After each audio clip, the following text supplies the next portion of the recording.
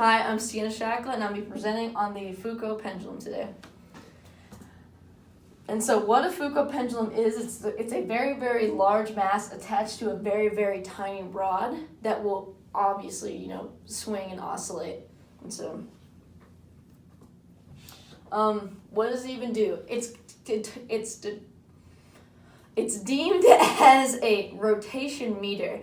And so the pendulum, once it's put in its plane, will continue to swing in that plane, but because of the Earth's rotation, it will rotate along with it. And so if we were looking at a Foucault pendulum at the North Pole, from a human observer, you would see the Foucault pendulum go and swing in this circle, doing its 360-degree rotation in a day. But if you were an alien observer, you would see that the pendulum was just like swinging within the Earth's rotation. And so it was rotating at the same frequency as the Earth, so you wouldn't see it if you were not in the frame of a person on the Earth. But actually in the North Pole, it does do 360 degrees every day because you're doing the it fits the normal frequency. And so what we did is that in order to get some sort of solution for it, we took the tension forces and made them into their own force equation. And by using DE in algebra, we were able to come up with this generalized solution. And then by using that x is equal to 0, y is equal to 0, and v is equal to 0 as our initial conditions, we were able to get this more specific equation with having C1 and C2 calculated. And so whenever you do all of the DE, you actually get where C1 and C2 both equal A over 2. So whenever you add them together to put them into this common term, you get just A, because you have A over 2 plus A over 2, which is just A.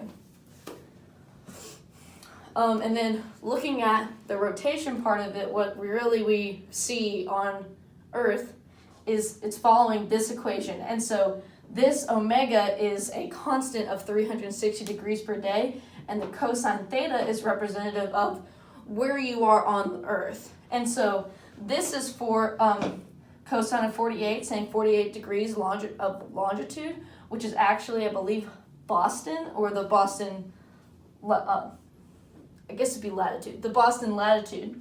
And so cosine of 48 times the 360 degrees, well, before you even do that, so cosine of 48 gives you approximately 2 over 3.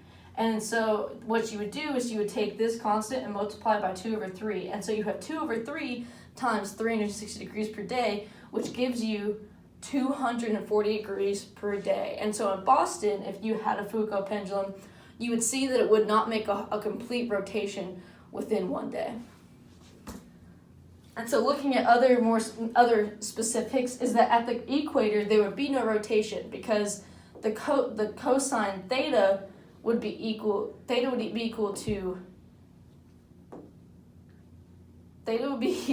90, which would give you 0 whenever you plug it all in. So there would be no rotation. So even if you had a Foucault pendulum on the equator, it would just swing in one plane, whatever plane you set it in, for as long as it had the force to and it wasn't overdamped. And so at Louisville, at 32 degrees longitude, you get the 0.778 times omega, and the omega is 360 degrees per day. And that would make that if you had the Foucault pendulum in Louisville, 280 degrees every 24 hours or every day. And so there actually is a Foucault pendulum in Grotmeyer Hall.